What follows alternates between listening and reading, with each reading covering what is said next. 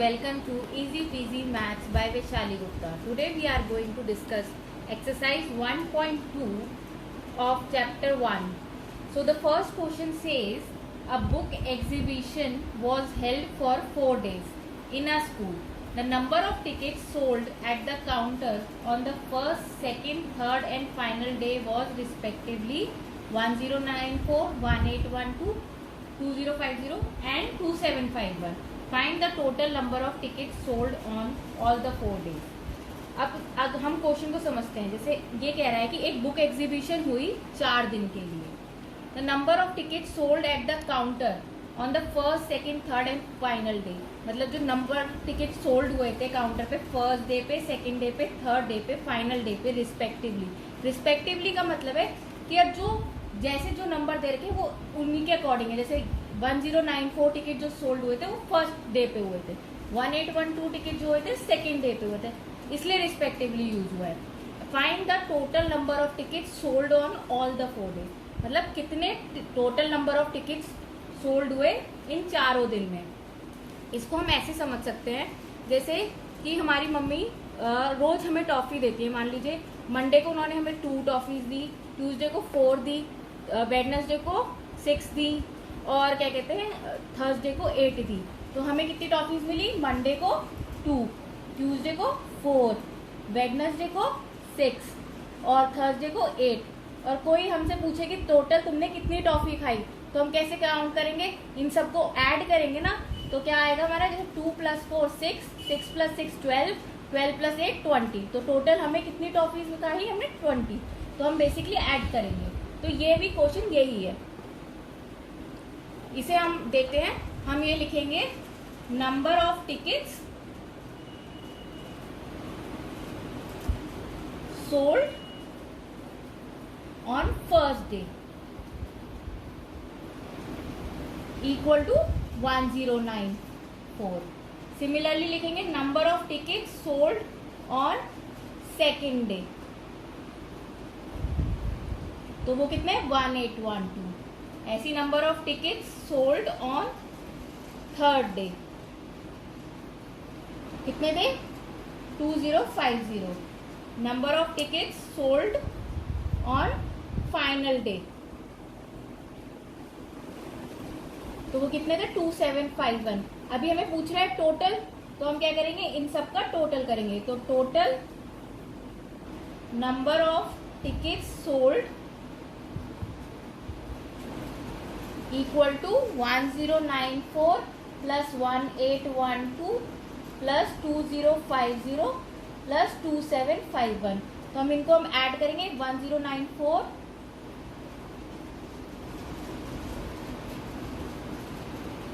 तो ऐड करके क्या आएगा? 4 2 6 6 प्लस 1 7. यहाँ पे 5 + 5 10, 10 + 1 11 प्लस 9 20. कैरी गया 2, 8 + 2 10 प्लस 7 17. फिर 2 + 2 4, 4 + 1 5, 5 + 1 6, 6 + 1 7. So the total number of tickets sold is 7707. So this is the answer. So now coming to the second question. The second question says, Shekhar is a famous cricket player. He has so far scored 6,980 runs in a test match. He wishes to complete 10,000 runs.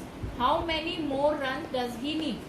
तो basically हम इस question से क्या समझते हैं कि एक शेखर है जो एक क्रिकेटर है, उसने अब तक 6,980 रन स्कोर करे हैं टेस्ट मैचेस में, लेकिन उसको 10,000 रन्स बनाने हैं. तो क्वेश्चन कहता है how many more runs does he need. उसे और कितने रन्स चाहिए अपना टारगेट पूरा करने के लिए. तो आप इसको ऐसे देख सकते हैं कि आपका एक फ्रेंड है, उसका नाम अनिल है और उसको 10 चॉकलेट्स चाहिए. आपने उसको 6 चॉकलेट्स दे दी. अब आपके पास 6 चॉकलेट्स थी, आपने 6 दे दी. तो अब आपको उसे और कितनी चॉकलेट्स देनी है कि अनिल का 10 चॉकलेट्स का टारगेट पूरा हो जाए. तो आप कैसे करेंगे? इसे पूरा 10 में से 6 माइनस कर देंगे. आपको पता चलेगा 4 चॉकलेट्स, मतलब आपको उसे 4 चॉकलेट्स और देनी है. तो सेम क्वेश्चन ये है कि शेखर का शेखर ने 6980 स्कोर्स बना लिए हैं, उसे 10,000 बनाने हैं, तो कितने उसको कैसे करेंगे हम? तो इसको so we will write like number of score made by Shekhar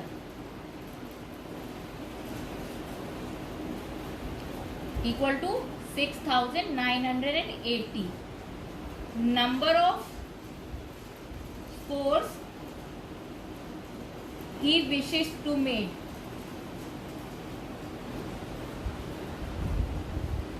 कितने हो गए? 10,000. तो अब हमें निकालना है how many more runs does he need. फिर हम लिखेंगे runs needed by Shekhar equal to 10,000 minus 6,980. तो हम इसे माइनस करेंगे, जीरो में से गए जीरो जीरो, यहाँ पे हमने कैरी लिया 10 हुआ, 10 में से 8 गया 2, यहाँ पे बचा 9, 9 में से 9 गए 0, यहाँ पे बचा 9, 9 में से 6 गए 3. तो कितने स्कोर चाहिए शेखर को अपना टारगेट पूरा करने के लिए? 3020. So this is the answer. Third question says, in an election, the successful candidate registered 5,77,500 votes, and his nearest rival secured 3,48,700 votes. इस लाइन से हमें ये पता चलता है कि जो सक्सेसफुल कैंडिडेट से मतलब है कि जो कैंडिडेट जीता उसके वोट्स थे 5,77,500 वोट्स, और जो उससे जो नीचे मतलब नियरेस्ट राइवल मतलब आप समझ लो कि जो सेकंड आया था उसके वोट्स थे 3,48,700. तो अभी हमसे पूछ रहे by what margin did the successful candidate win the election. मतलब जो जीता वो कितने ज्यादा वोटों से जीता. ठीक है, तो इससे हमें अब क्या पता है कि आप इसे ऐसे देख सकते हैं कि क्लास में दो बच्चे हैं, ए और बी, और एक के मार्क्स आए 27 और एक के मार्क्स आए 23. तो हमें ये देखा है ए के मार्क्स 27 आए और बी के 23, और हमसे पूछा जाए कि ए कितने ज्यादा मार्क्स लाया बी से, तो हम कैसे निकालेंगे? 27 ए के मार्क्स में से बी के मार्क्स माइनस कर देंगे, दैट इज 27 में से 23 घटा देंगे, तो हमें कितना पता चल जाएगा कि 4 मार्क्स ए के ज्यादा है. तो इसकी क्वेश्चन में भी यही पूछा है कि ये कितने वोटों से जीत गया. तो हम इसकी स्टेटमेंट्स ऐसे लिखेंगे,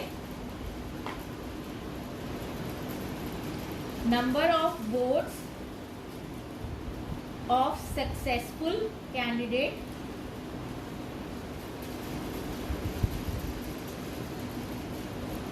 is equal to 5,77,500. Number of votes of nearest rival is equal to 3,48,700. So the margin by which successful candidate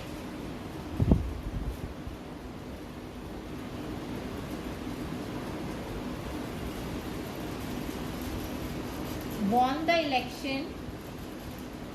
हम जब इसमें 5,77,500 वोट्स में से 3,48,700 वोट्स कम करेंगे तो कैसे करेंगे? जीरो में से जीरो गया जीरो, जीरो में से जीरो गया जीरो. अब 5 में से 7 नहीं जा सकता, तो हम यहाँ पे 1 बोरो करेंगे, तो ये बन जाएगा 6 और ये बन जाएगा 15. तो 15 में से 7 गए, 15 में से 7 गए 8. फिर उसके बाद ये 6 है, 6 में से 8 नहीं जा सकता, तो हम अगेन इसमें से बोरो करेंगे, तो ये बन जाएगा 6 और ये बन जाएगा 16. 16 में से 8 गए 8. अब 6 में से 4 गए 2 और 5 में से 3 गए तो 2. तो टोटल नंबर ऑफ वोट जिससे वो जीता वो है 2,28,800 votes. Question 4 says Kirti book store sold books worth ₹2,85,891 in the first week of June. एक कीर्ति बुक स्टोर है जिसने बुक सोल्ड करी कितने रुपए की, 2,85,891 रुपीज की फर्स्ट वीक ऑफ जून में, and books worth rupees 4,0768 rupees in the second week of the month. और इतने रुपए की बुक उसने second week of the month में सेल करी। तो ये पूछ रहा है how much was the sale for the 2 weeks together, दोनों वीक्स की मिला के कितनी सेल हुई। तो दोनों वीक्स से हमें समझ में आ गया कि हमें इसकी सेल प्लस इसकी सेल को प्लस करना है, तो हमारा टोटल सेल आ जाएगी। नेक्स्ट क्वेश्चन को पूछ रहा है in which week was the sale greater, कौन से वीक में ज्यादा सेल हुई। तो सेकंड आंसर हमें ये करना है कि कौन से वीक में सेल ज्यादा हुई। फिर वो पूछ रहे हैं और एंड बाय हाउ मच, मतलब कितनी ज्यादा हुई। ठीक है, तो अब हम 1 बाय 1 लेते हैं। सबसे पहले हम लिखते हैं